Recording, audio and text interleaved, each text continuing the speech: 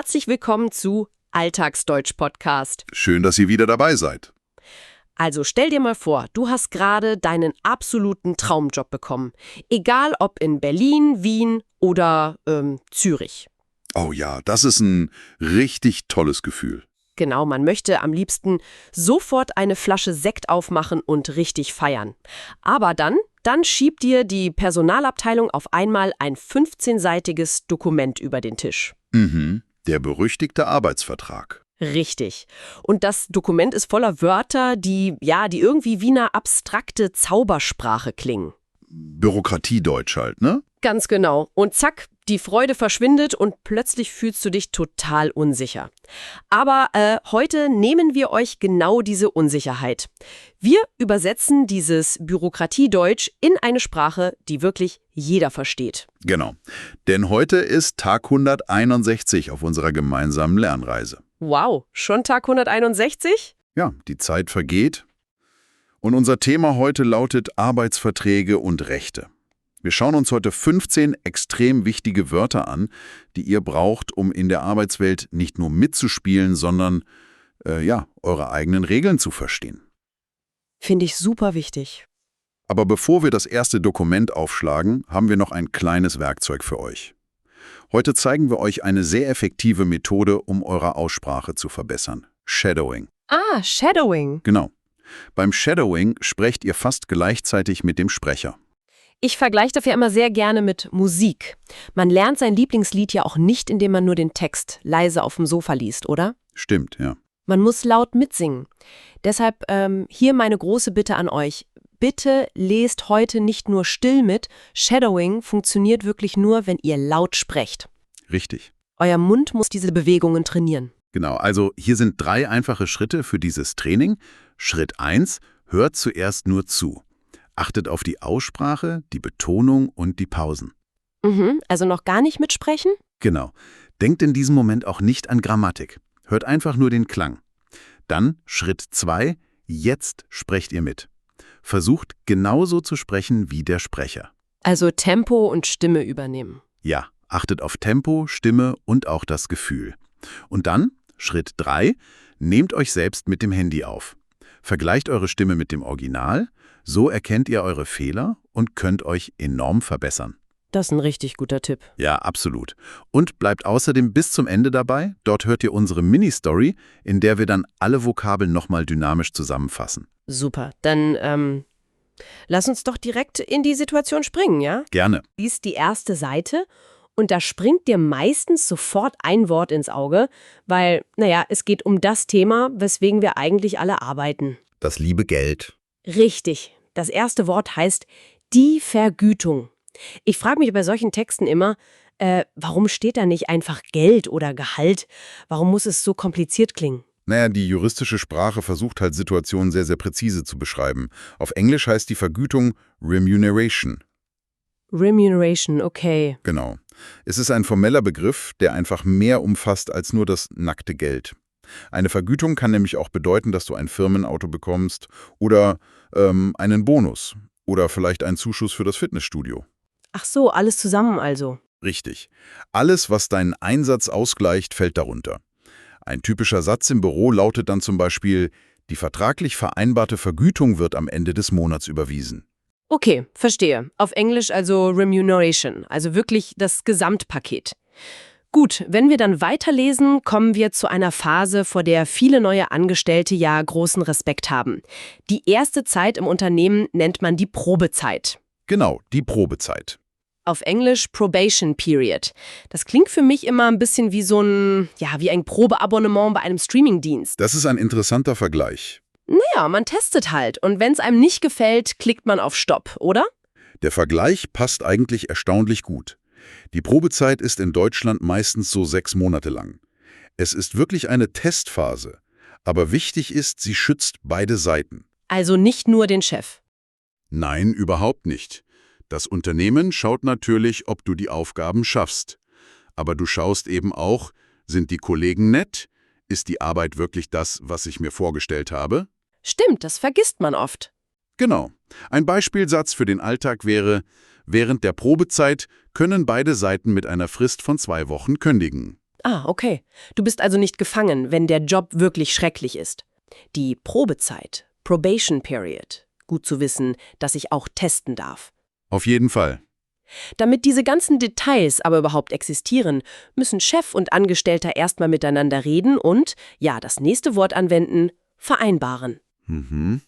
Das ist ein Verb und bedeutet auf Englisch to agree. Im Perfekt sagen wir, hat vereinbart. Ich dachte ja früher immer, das bedeutet einfach nur, dass man irgendwie miteinander spricht. Nee, also ein reines Gespräch reicht da nicht. Etwas vereinbaren bedeutet, einen Kompromiss zu finden und dann gemeinsam einen festen Entschluss zu fassen. Also beide müssen einverstanden sein. Genau. Du sagst deine Wünsche, der Chef sagt seine und ihr trefft euch dann in der Mitte. Du könntest zum Beispiel sagen, wir haben vereinbart, dass ich 2 Tage pro Woche im Homeoffice arbeite. Vereinbaren, hat vereinbart, to agree. Das ist ein tolles Wort. Und hier kommt jetzt mein absolutes Lieblingsthema in Deutschland. Da bin ich jetzt mal gespannt. Wenn man etwas vereinbart hat, ist das ja schön und gut, aber das bringt uns direkt zum nächsten Adjektiv, schriftlich. Oh ja, sehr wichtig in Deutschland. Auf Englisch written. Ich sage immer, ein Vertrag ist quasi wie eine Straßenkarte für den Job. Wenn wir uns nur im Café nett unterhalten, haben wir halt keine Karte. Richtig. Wir müssen es schriftlich haben, also wirklich auf Papier oder zumindest in einer offiziellen E-Mail. Ja, denn ohne Karte verläuft man sich einfach wahnsinnig schnell, sobald der erste kleine Streit auftaucht. Die deutsche Arbeitskultur liebt einfach Dokumente. Das stimmt allerdings. Das schafft eben Sicherheit. Ein Chef könnte zum Beispiel sagen, bitte geben Sie mir Ihren Urlaubsantrag schriftlich. Das heißt dann, er möchte es wirklich schwarz auf weiß sehen, um es abzuheften. Schriftlich, written, klar. Und damit dieses Stück Papier dann nicht nur ein wertloses Blatt ist, kommen wir zum großen Finale der ersten Phase. Dem Unterschreiben. Genau, aber unser 5. Verb lautet unterzeichnen, auf Englisch to sign. Das Perfekt ist hat unterzeichnet. Ist das eigentlich exakt dasselbe wie unterschreiben? Also im Alltag schon, ja. Aber unterzeichnen ist viel formeller und offizieller. Man unterschreibt eine Geburtstagskarte, aber man unterzeichnet einen Arbeitsvertrag. Oder ein Gesetz. Ah, okay, das ist der Unterschied. Genau. Durch deine Unterschrift wird das Dokument dann rechtlich gültig. Ein guter Satz für das Personalbüro wäre, bitte unterzeichnen Sie den Vertrag auf der letzten Seite. Unterzeichnen, hat unterzeichnet. To sign. Perfekt. Also, gut, wir haben den Vertrag. Wir fangen an zu arbeiten. Aus der Theorie wird jetzt plötzlich der echte Alltag im Büro oder in der Fabrik. Und da ändert sich dann einiges. Ja, denn in diesem Alltag geht es eigentlich immer um eine Art Waage. Ein ständiges Gleichgewicht zwischen 2 Dingen. Auf der einen Seite der Waage liegt unser nächstes Substantiv, die Pflicht. Auf Englisch Duty. Ganz genau. Eine Pflicht ist eine Aufgabe, die du wirklich erledigen musst. Es ist keine Option. Es ist eine feste Voraussetzung. Also etwas, das ich tun muss, weil ich den Vertrag unterzeichnet habe. Richtig. Wenn du einen Vertrag unterschreibst, übernimmst du Pflichten. Das kann Pünktlichkeit sein oder dass du bestimmte Maschinen reinigst, je nach Job eben. Ein Beispiel. Es ist meine Pflicht, Krankheiten sofort am ersten Tag dem Chef zu melden. Die Pflicht Duty. Puh, das klingt streng. Manchmal fühlt man sich ja fast erdrückt von all diesen Pflichten. Das stimmt. Aber zum Glück gibt es ja die andere Seite der Waage. Dort liegt nämlich das 7. Wort, der Anspruch. Auf Englisch Claim. Am Anfang, als ich Deutsch gelernt habe, dachte ich, ein Anspruch ist so etwas wie eine freundliche Bitte an den Chef. So nach dem Motto, bitte, darf ich Urlaub machen? das ist ein fataler Fehler. Echt? Ja. Ein Anspruch ist keine Bitte, bei der du irgendwie auf die gute Laune deines Chefs hoffen musst. Ein Anspruch ist ein festes Recht. Du kannst es wirklich einfordern. Oh, wow. Genau. Wenn die Pflicht das ist, was du geben musst, ist der Anspruch das, was du bekommst. Du könntest zum Beispiel sagen, ich habe einen Anspruch auf 30 Tage Urlaub im Jahr. Wenn der Chef dann Nein sagt, bricht er den Vertrag. Der Anspruch, Claim, das gibt einem direkt ein viel sichereres Gefühl, muss ich sagen. Diese Ansprüche, die kommen oft ja nicht einmal vom Chef selbst, sondern von ganz oben. Richtig, vom Staat. Genau, und das bringt uns zum Adjektiven Nummer 8, gesetzlich. Auf Englisch statutory. Das bedeutet, der Staat hat eine Regel gemacht Und daran kann auch der strengste Chef der Welt absolut nichts ändern. So ist es. Die Gesetze sind das Fundament. Ein Arbeitsvertrag darf niemals, wirklich niemals schlechter sein als das Gesetz. Die Woche sind 20 Tage. Dein Chef kann dir also nicht einfach 15 Tage in den Vertrag schreiben. Das wäre dann illegal. Absolut. Das wäre illegal. Ein Beispielsatz wäre, der gesetzliche Mindestlohn schützt Arbeitnehmer vor Ausbeutung. Gesetzlich statutory. Gut zu wissen. Aber oft ändert der Staat ja auch Regeln, oder? Oder eine Gewerkschaft handelt irgendwas Neues aus. Ja, ständig eigentlich. Deshalb liest man in Dokumenten ja auch oft das 9. Wort, das Adjektiv geltend, auf Englisch applicable.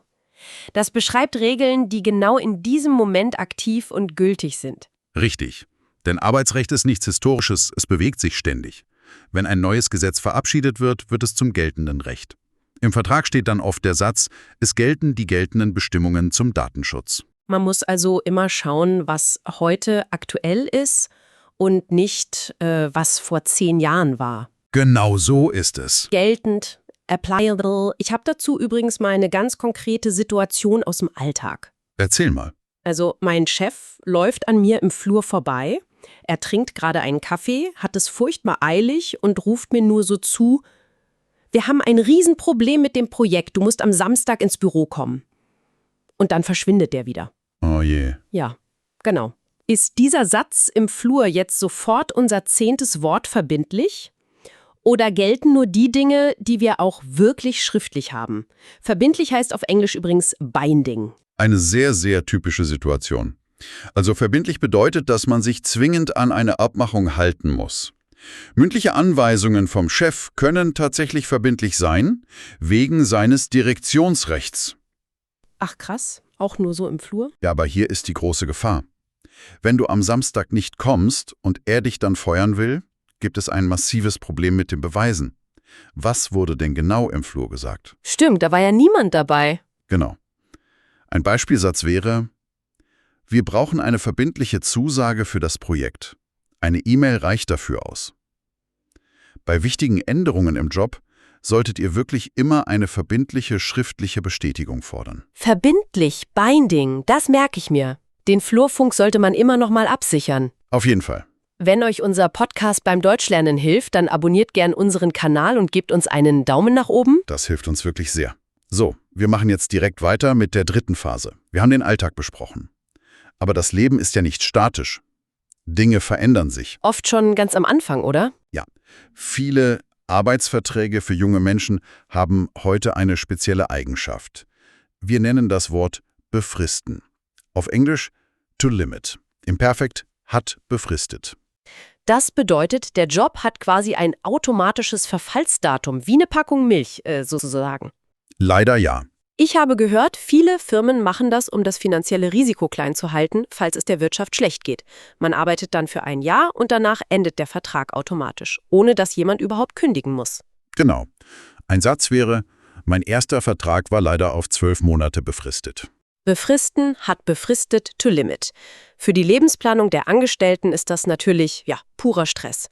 Man kann keinen langen Urlaub buchen, man fühlt sich unsicher. Absolut. Deshalb ist das absolute Traumwort in Deutschland auch das Gegenteil davon. Unser 12. Wort lautet nämlich unbefristet. Auf Englisch permanent. Oh ja. Unbefristet ist wirklich wie ein magischer Schlüssel in Deutschland. Ohne einen unbefristeten Arbeitsvertrag ist es in Städten wie München oder Berlin fast unmöglich, eine gute Wohnung zu mieten. Wahnsinn eigentlich. Ja, die Vermieter wollen eben Sicherheit. Auch wenn du einen Kredit für ein Auto bei der Bank willst, fragen sie zuerst, ist Ihr Vertrag unbefristet? Es bedeutet also einfach, dass der Vertrag läuft und läuft, bis jemand aktiv sagt so, wir beenden das jetzt. Genau. Ein Satz, den viele nach der Probezeit hoffnungsvoll sagen, ist, ich freue mich sehr, dass ich nun einen unbefristeten Vertrag habe. Das bringt endlich Ruhe ins Leben. Unbefristet permanent. Das wünscht man sich. Aber trotz dieser Ruhe gibt es manchmal Krisen. Die Aufträge bleiben aus, die Firma hat kein Geld.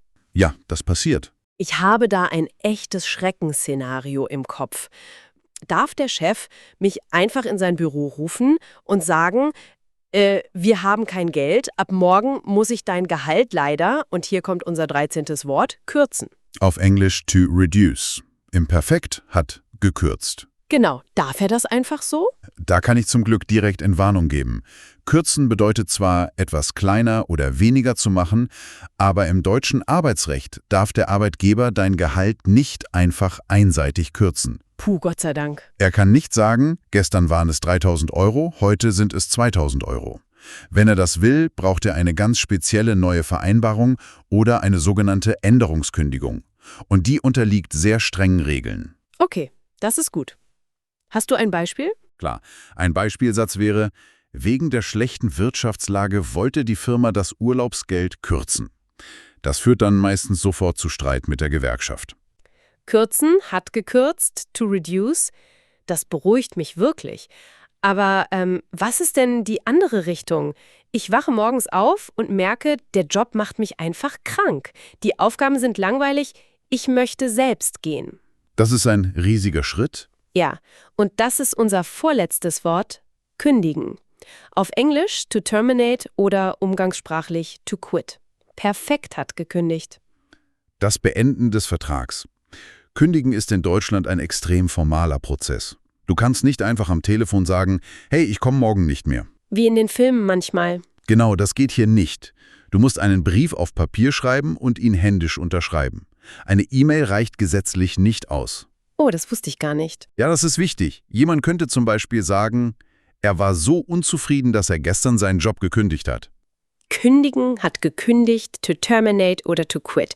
Ich vergleiche Kündigen ja oft mit dem Schlussmachen in einer langjährigen Beziehung. Das passt eigentlich ganz gut. Ja, man wohnt zusammen, man hat gemeinsame Möbel. Man kann nicht einfach mitten im Satz die Tür zuschlagen und sofort ein neues Leben anfangen. Man muss gewisse Regeln einhalten, man muss Dinge auflösen. Richtig. Und das bringt uns direkt zum 15. und wichtigsten Wort, das nämlich vor dem totalen Chaos schützt. Wort Nummer 15, die Frist. Auf Englisch Deadline oder in diesem Kontext Notice Period. Ein sehr schönes Bild mit der Beziehung. Die Frist ist ein Zeitraum oder ein fester Termin. Wenn du kündigst, bist du nicht morgen früh um 8 Uhr ein freier Mensch. Oft gibt es eine Kündigungsfrist von 3 Monaten.